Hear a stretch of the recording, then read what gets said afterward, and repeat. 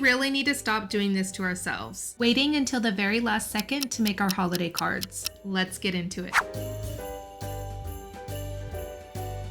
I totally understand how stressful the holidays can be. Sitting down to create holiday cards could be the last thing on your list. So allow me to offer a solution. Starting September 29th through October 1st, there is the first ever stress-free card summit. The name says it all. And the best part, it's absolutely free to attend. Not only will this summit provide you with so many card making ideas, we will be using 5 items or less. Now, if that's not stress-free, I don't know what is. Now again, to attend, it's absolutely free, but I want to tell you a little bit about the Ultimate Card Making Bundle, available to purchase right now at a special price. With that pass, you will get immediate and ongoing access to over 25 presentations, a comprehensive digital workbook, a super fun virtual card making crop over Zoom, which is my favorite because I love to connect with all of you, premium bonus content from the speakers, including exclusive courses, discounts, and so much more. If you purchase the Ultimate Bundle ticket using my link, you will get access to an exclusive holiday card making class from me. This class, I will teach you how to make 1 alcohol inked background and get 6